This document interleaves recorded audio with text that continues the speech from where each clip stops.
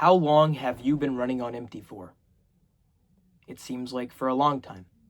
I mean, the wheels fell off a few miles back, but you're still pushing the car.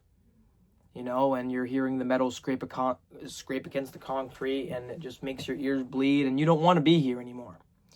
You want to take a break from life. You want to be able to step out for a moment and just take a breather. But there's no such thing. You could lay down in your bed all day, and sure, the gratification is now, but as soon as you stand up, you realize that you wasted your day. That there was a million other things that you could have been doing. You could have been making money, hanging out with your family, hanging out with your aunt, hanging out with your pets, doing anything else besides what? Sleeping, drinking your alcohol, hitting out of your whatever. Nothing in this world actually makes you inherently anything. It doesn't matter if you smoke until you're gone, or if you drink until you're a different person, or if you go to church on Sundays. None of that stuff makes you good. None of that stuff makes you bad. Also, my stomach is like twisting and turning right now. I just took like a tum maybe about like 5 minutes ago before I made this video. So I don't even know my stomach if I don't even know. Okay, that's what I mean, my stomach. But that's not a part of the video. What is a part of the video is the fact that I have been feeling a certain way. I have been honestly running on empty, running off of empty fumes.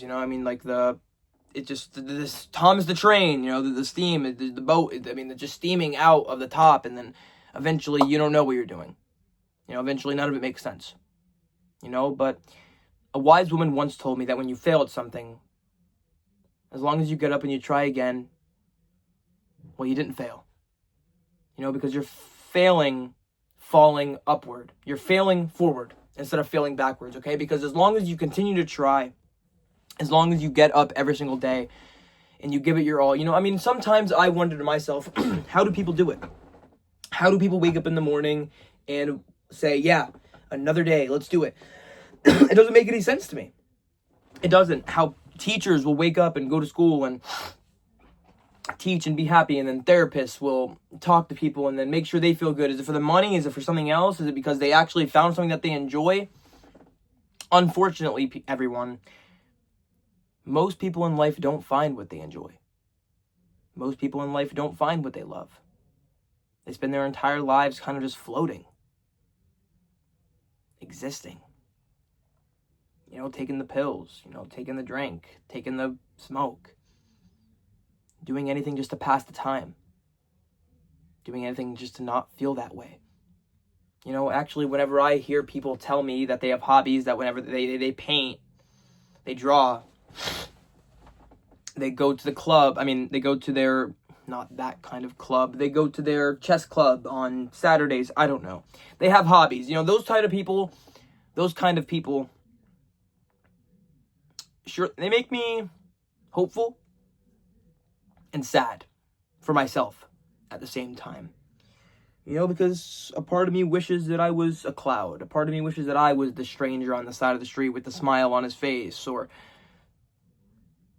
anything besides who I am or how I feel right now.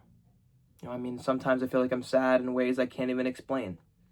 So I lay down and I have people tell me that things are going to get better, that everything is going to be okay, but I'd be lying if I said I sat here and I believed it. That if I sat here and I believed that my life was going to be okay, that everything was going to be fine. I simply don't. I need to trust myself. I need to allow myself to just be. You need to allow yourself to just be. The reason why you're as tired as you are is because you are trying to hold on and let go at the same time. You cannot hold on to something and let go of it at the same exact time. You cannot receive if your hands are already full. I don't know if people know this, but breathing, inhaling, exhaling.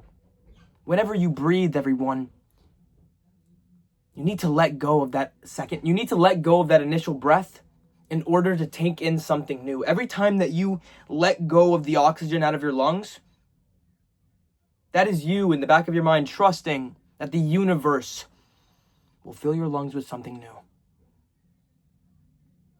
So don't be afraid. Don't be scared. Live.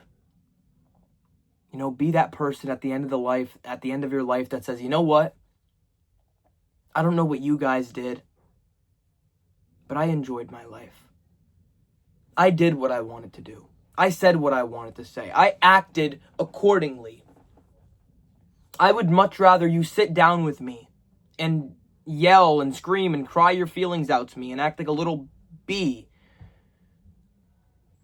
than never get to see you, never get to talk to you ever again. Because an eternity of silence is not really worth a moment of freedom. A moment of freedom is not worth an eternity of silence. You see, everybody, you always question yourself. I'm behind. I wonder if I'm doing the right things. And then you look around and you don't realize it, but you see it. You're the youngest one in the room. So what makes you think that you have no time? What makes you think that the opportunities and risks and chances are not going to come your way? You have time. And even if you're the oldest in the room, it doesn't matter. At least you're in the room in the first place. Because it does not matter how old you think you are. Right now, this moment is probably the youngest. No, it is the youngest and the oldest you will ever be. Ever. Because the truth is, yesterday, the past, it's over. It already happened. Whatever happened, happened, and it's going to continue forward. You know, sometimes, everybody, you blink, and a few minutes go by. Or sometimes you blink and a few days go by. Or sometimes you blink and a few weeks go by. A few years, a few decades. You know, and then eventually you think to yourself that you don't have what it takes. That you don't know if you will ever get to a point in your life where you will actually be able to succeed. And there's going to be distractions. There's going to be things out there that are going to try to bring you down. But unfortunately, fortunately for you, those things that are trying to bring you down are already beneath you. Okay, you need to trust yourself. You need to trust that your thoughts will link together and that the next thing that comes out will be nice. It will be okay. Because unfortunately, if you give up right now, your future will be very, very easy to predict. So don't give up. It's okay to need a break from life. I need a break. Everybody needs a break. Everybody needs a moment of just rest for hours and hours and days and hours and days and hours and days. No, I'm just kidding.